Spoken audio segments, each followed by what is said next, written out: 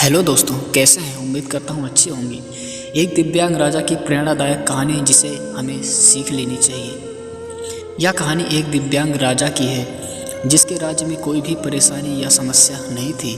सभी लोग उस राजा से बहुत खुश थे और ऊपर वाले से धन्यवाद करते थे कि इतने अच्छे राजा को उनके ज़िंदगी में भेजे हैं। वह राजा दिव्यांग था, उसकी एक आँख नहीं थी और एक पैर नहीं था, लेकिन फिर भी राजा को इस बात का कोई मलाल ना था।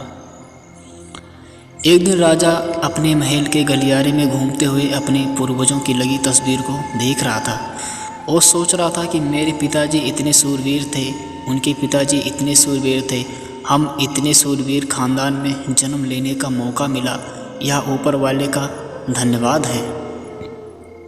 राजा ने सभी चित्र को देखते हुए आखिरी चित्र तक पहुंचा और फिर उस खाली जगह को देखा तो वह चिंता में पड़ गया, क्योंकि उसे मालूम था कि अब यहाँ तो तस्वीर जो लगेगी वह उसी की लगेगी। लेकिन राजा को इस बात की चिंता नहीं थी कि वह मर जाएगा। चिंता इस बात की थी कि वहाँ जो पेंटिंग लगेगी वह कैसी लगेगी।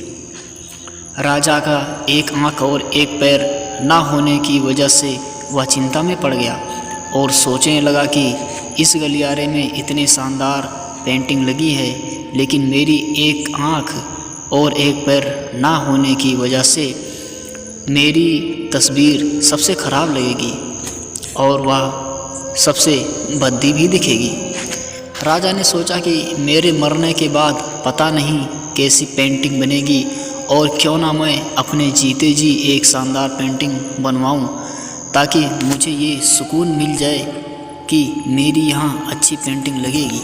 अब उस राज्य में ऐलान करवा दिया गया और सभी पेंटर्स को बुलाया गया और कहा गया कि जो भी पेंटर राजा का शानदार पेंटिंग बनाएगा उसे शानदार इनाम मिलेगा।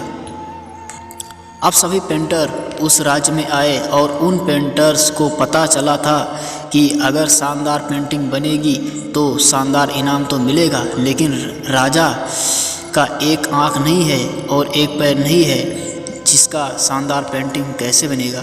पेंटर सोच रहे थे कि इनाम का तो पता नहीं, लेकिन अगर शानदार पेंटिंग नहीं बनी और राजा गुस्सा हो गया तो सज़ा ज़रूर मिलेगी। इसलिए बड़े बड़े चित्रकार भी आगे नहीं आए। तभी उसमें से एक लड़का बोला, राजा साहब, मैं आपकी पेंटिंग बनाना चाहता हूँ, मुझे 24 घंटे का वक्त दीजिए। अब राजा सभी बड़े बड़े पेंटर्स हैरान हो गए कि ये लड़का क्या पेंटिंग बनाएगा, और अगर राजा को पेंटिंग पसंद नहीं आई तो इसे सज़ा ज़रूर मिलेगी। राजा बोला, ठीक है, आप बना करके आइए। अगले दिन वह लड़का तस्वीर बनाकर लाने वाला था और दरबार पूरी तरह से भर चुका था। लोग दूर दूर से ये देखने के लिए आए थे कि वह लड़का कैसा पेंटिंग बनाकर लाएगा। अब लड़का जब उस राजा की पेंटिंग बनाकर लाया तो लोग आश्चर्यचकित रह गए। सब लोग ज़ोर ज़ोर से तालियां बजाने लगे, सीटी बजाने लगे, और जब राजा ने उस पेंटिंग को देखा तो वह खुश हो गया और बोला कि वाह, इससे अच्छी पेंटिंग तो इस पूरे गलियारे में नहीं है। राजा ने उस लड़के को बहुत सारा इनाम दिया।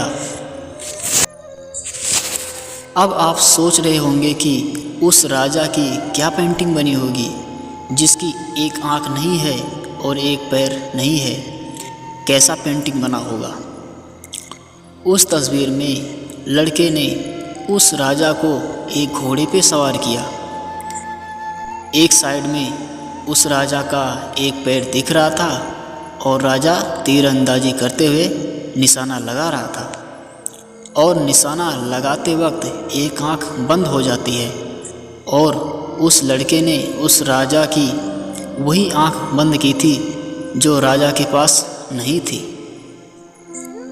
इस तरह से उस लड़के ने राजा को निशाना लगाते हुए घोड़े के ऊपर सवार दिखाया, जिससे एक आँख बंद और एक पैर दिखाया और इतना शानदार पेंटिंग बनाया था कि वह अब तक सबसे सर्वश्रेष्ठ पेंटिंग थी। उस लड़के के सामने भी चुनौती थी, संकट था, लेकिन उसने सकारात्मकता का साथ नहीं छोड़ा। ज़िंदगी में आप जिस भी मुकाम पर हो, जिस भी संकट में फंस जाए, जिस भी स्थिति में अगर आपने सकारात्मकता का साथ नहीं छोड़ा तो यकीन मानिए आप उस संकट से बाहर निकल जाएंगे। ज़िंदगी में उम्मीद का साथ मत छोड़िए, क्योंकि जिसने उम्मीद का साथ छोड़ दिया तो फिर ज़िंदगी उसका साथ छोड़ देती है।